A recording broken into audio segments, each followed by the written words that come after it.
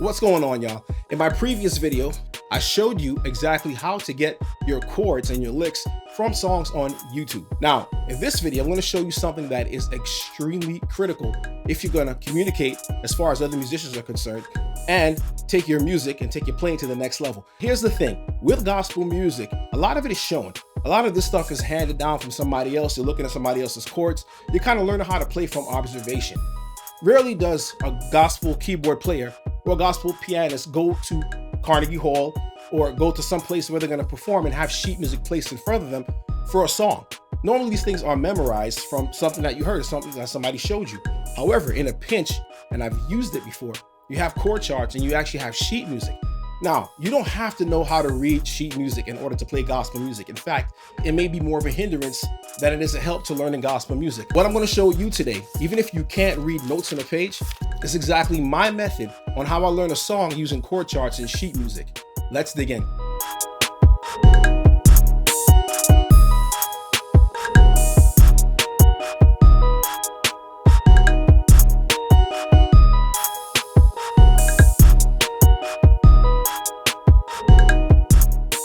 Chris Moses here with Gospel Progressions University. If you haven't yet, go check out my free guide over at gospelprogressionsuniversity.com. It's called What Do Pro Musicians Know That You Don't? Today, what we're going to talk about is chord chart sheet music. I think this is the first time I've actually done something like this on this channel, but I think this is really going to be exciting. It's really going to help you guys because there's a lot of chord charts, there's a lot of sheet music that's available out there for songs that don't have a tutorial, a YouTube tutorial to it. There's a couple things I want to teach you here. Now, I want to dive in, but there's a few caveats. There's a few things that I think you need to know.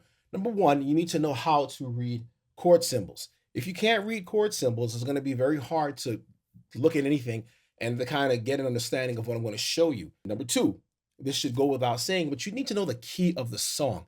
It's very important because you don't know the key, you don't know how to play the song.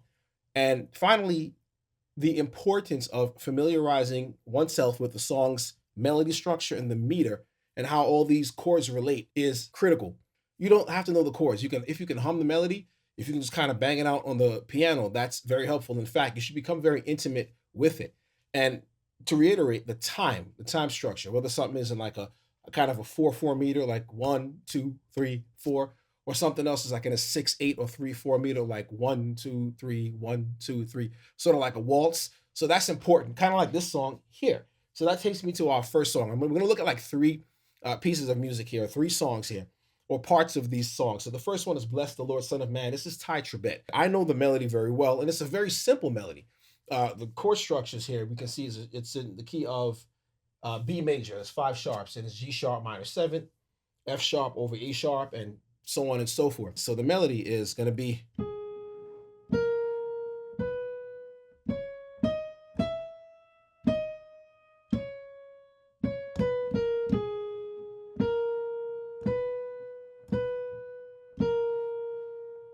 so we know what the melody is for this, the way this is structured, the way this happens to be, the notes here that we see as the roots, all the roots are going to be all the letters. So if you see a slash, F sharp over an A sharp, well, the F sharp is the chord and the A sharp is going to be the bass note or the root of the chord. And you have B and C sharp, B over D. Again, you see a slash, the letter that's after the slash, like in this case, the D sharp, is going to be the root of the chord. So now we know what key the song is in. It's in the key of B. The second thing is we know what the roots of the notes are. The roots of the notes, we can play those in our left hand. And thirdly, we know what the melody is and we know what the meter is. So with all armed with that information, we have that. We may not know how to play the song, but this chord chart in front of us is going to give us more than, it's going to help us to get more than just a skeleton. It is just a skeleton of the song. But with everything being put together, we can actually derive the chords from what's here because they're telling us what the chords are. We know the melody. It's just up to us now to put everything together. So now we know that the root of the chord is going to be G sharp, A sharp, B, C sharp, D sharp, E, D sharp, and then C sharp, C sharp, B sharp, A sharp.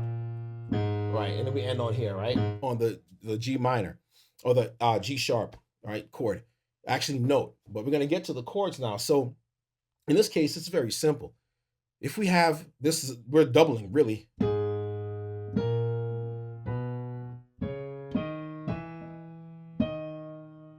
So what's being played on the left hand is being played on the right hand. So the melody is sitting on top of the actual root. So that makes things a lot simpler. And this technique the strategy that I'm showing you will help you to derive the melody from the song and not just, just play the chords blindly. Like I see a G sharp minor 7, I play that chord in any inversion. It's important that you place that melody on top. And one way of doing it is just to familiarize yourself with the one single line of the melody, versus playing the chords.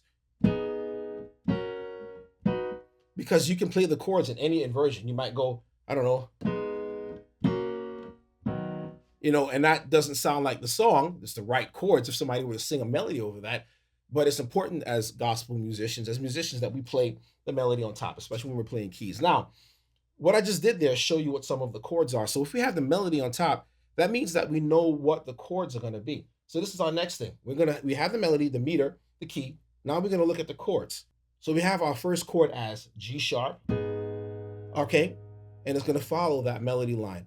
So it's G sharp, minor 7. It's a minor chord. It's a G sharp minor chord with the 7th added to it. So we know that it's inverted because this would be the first position of a G sharp, B, and D sharp. And then we have our G sharp 7 here, a G sharp minor 7 over G sharp, which is the root. So we would just say G sharp minor 7. But we're not playing it in this position because the melody, the F sharp is not the melody, it's the G sharp. That's the melody. It may say A flat in your screen, but it's G sharp because it's in the key of B. They're all sharps. So what we have to do now is take this and invert this chord. So instead of playing it like this, an inversion is when we take the bottom chord, the bottom note, and place it on top. Rightfully so, because it's going to beat the melody. So we would have this. Take this now, bring it on top. So we have this, and it makes sense because it's going to follow the line of the melody. So first chord, and then now we have this first, we're running into our first slash now. This is going to be your F sharp over the A sharp. And it's not going to be just a F sharp chord because it isn't an F sharp chord with the root being F sharp, but it's F sharp over an A sharp. So they're going to tell you that, at least that much, with the simplified version of the song in a lead sheet or a chord chart. And we can just keep going up that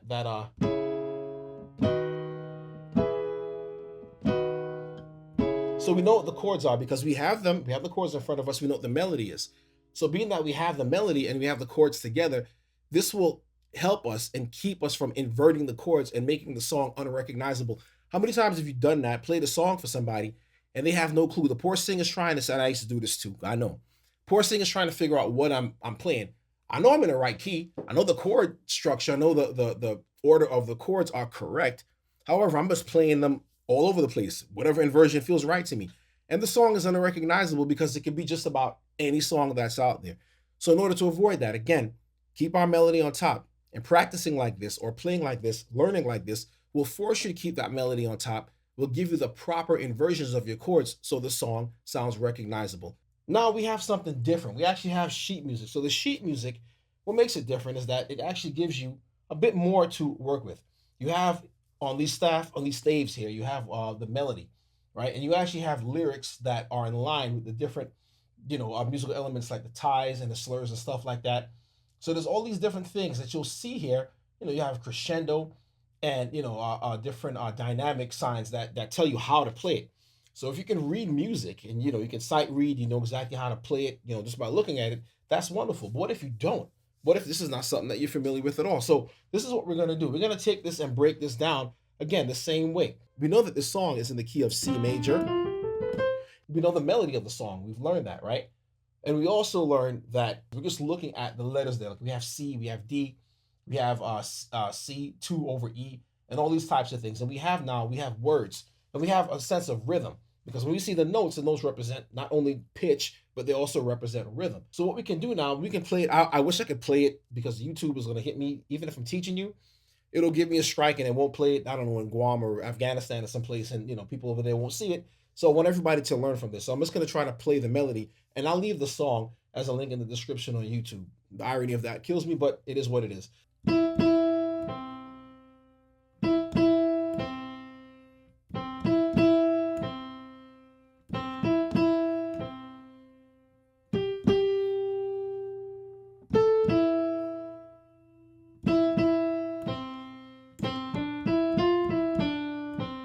So this is the melody of the song. So we have I'm playing it a little bit fast, but we have the meter, the time.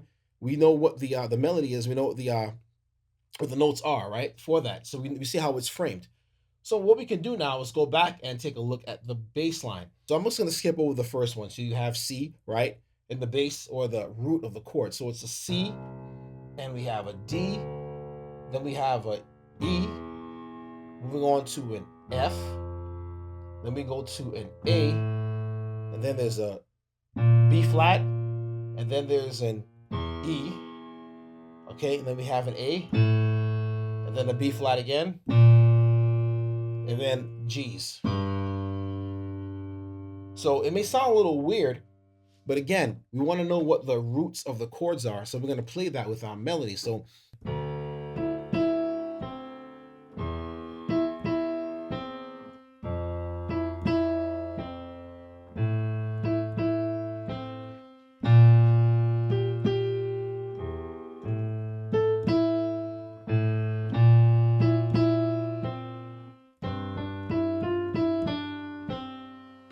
with the melody, we have the melody with the bass line. So now we can go ahead and form the chords from what we're looking at over here. Now, we may not necessarily play the chords in the same voice that they play it in, or the same type of inversion that they're playing it in, but just as long as we keep the melody on top and we follow the structure more or less of what they're giving us, we're not going to stray too far from it, and it will sound like what the song sounds like. And the first, of course, the bass note would be, or the root would be the G. So, and we can play D minor ninth, what it's telling us, right? So how you would do that, you could play a C chord over a D, right? And to play this chord, you're basically playing a C chord and adding a D. So that would be a C2 over E. And then we have an F major 7. It's basically a C, again, over an F. We know that the melody isn't moving a whole lot. It's a very simple melody, so we can play the C major over an F. And then A minor 7th will be the C over the A. And now what we can do is we can move now. We have a B flat chord, right, for stretch fourth. And that is telling you it's a B flat 2 or 6, B flat 2, 6 chord. And basically, I would play that like this. You have your 2, your C, and then we can actually play this over here. So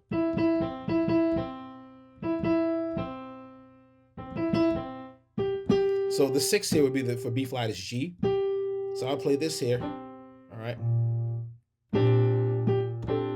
I will just play it like this. So we have this so far, right?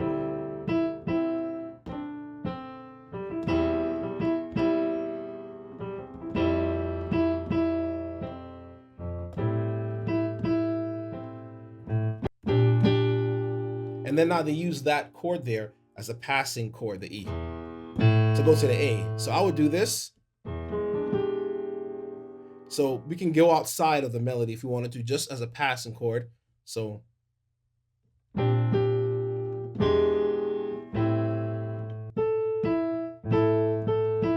and then we have the C over the B flat. Again, there's that slash, but they wrote it 1 over the C over the B flat like a fraction now this time. So,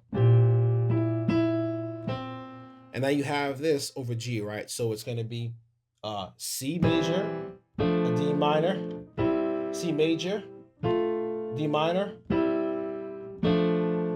because we're following the melody.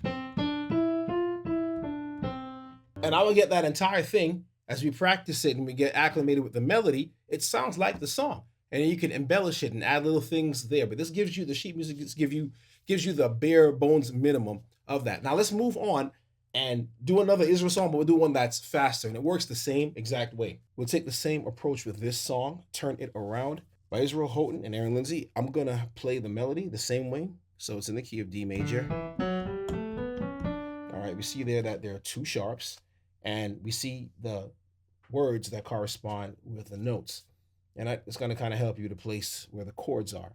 So if we take a brief look at this, we see that the word window is the first half of that. The word win is an A minor 7 over a D. And if you recall, the chord is gonna go on top, and the root or bass is going to go on the bottom. Also, this is placed like a fraction instead of a slash. So the same principle applies.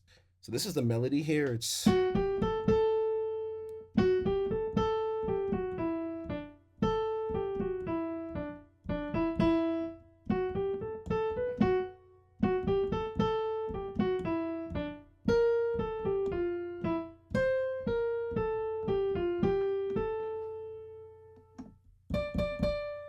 so it's something similar to that, right? If you're familiar with the song. If you, like I said, if you can read the notes, you can just play it out. But the point here is to listen to it and to look at this music to quickly gain what we're trying to get. And these are the chords here. So it's mostly going to be over D, all right? And it goes to a C, a B flat, a D, a G minor, A minor, B flat, C, and then a D major or D chord. All right, so that's the root, that's the bass line or the root. So it's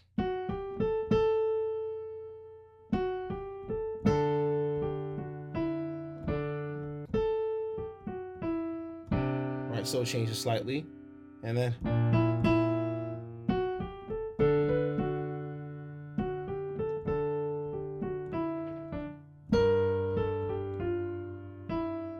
we have the A minor.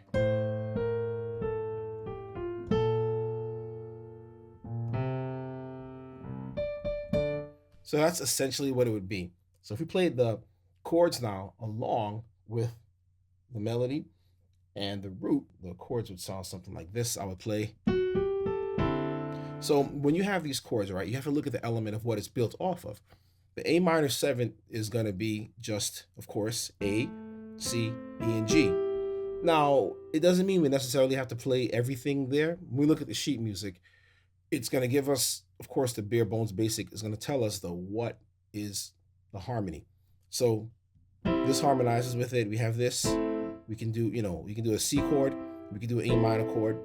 Those all work within the realm of that. We could even do this chord over it as well too.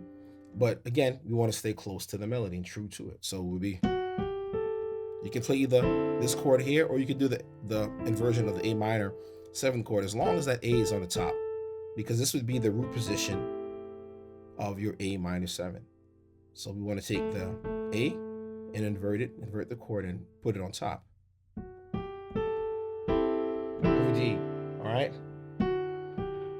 Now we have a slightly different chord with a C major 7th over D. So we can play this. We can play.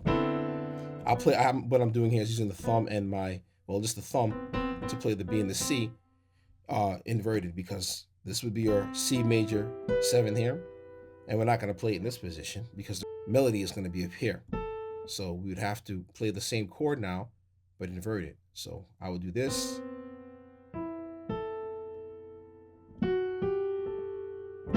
Or this.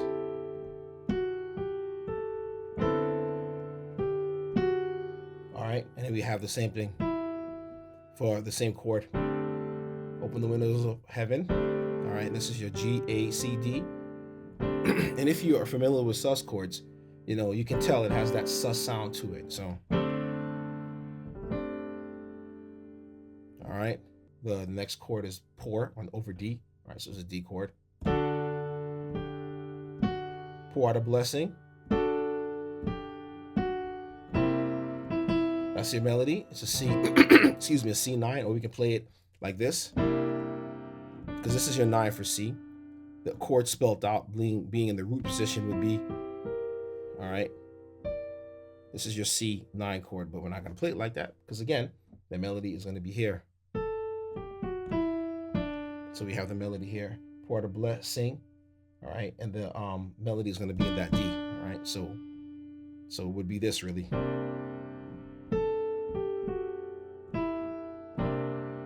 All right, now we have the